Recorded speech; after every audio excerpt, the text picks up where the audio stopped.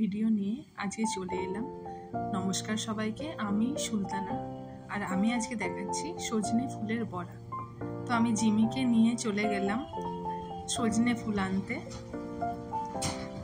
তো এখানে সজনে ফুল পাড়ার পর তারপরে যাব সোজা কিচেনের দিকে।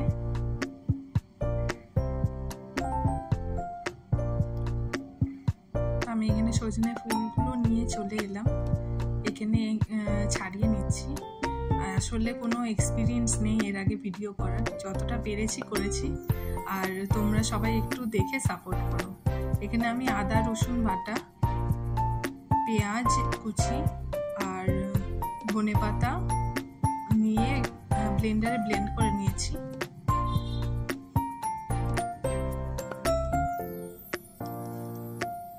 আরও কিছু গোটা ধনেপাতা দিয়ে দিচ্ছি এর মধ্যে।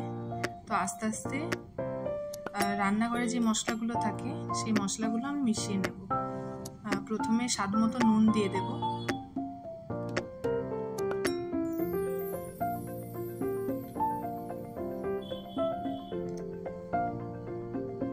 এরপরে 1 চা চামচ হলুদ, 1 চা চামচ ধনে গুঁড়ো, জিরে গুঁড়ো, 1 চা চামচ লঙ্কা, এগুলো দেওয়ার পর ভালো করে মেখে নিতে হবে।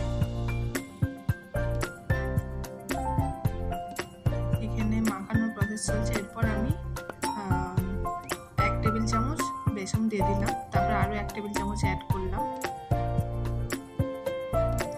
অ্যাড করার পর এটা ভালো করে মেখে এটার একটা ব্যাটার বানিয়ে নিতে হবে, শক্ত ব্যাটার, যেমন বড়ার ব্যাটার হয় সেরকম বানিয়ে নিয়ে তারপরে আমরা তেলে ফ্রাই করব এটা।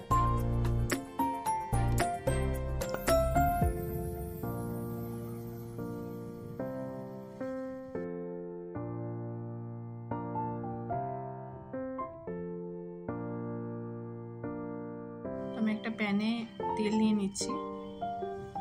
আমি চেষ্টা করি একটু কম তেল ইউজ করার, তোমরা চাইলে তেলের পরিমাণটা অ্যাডজাস্ট করে নিতে পারো।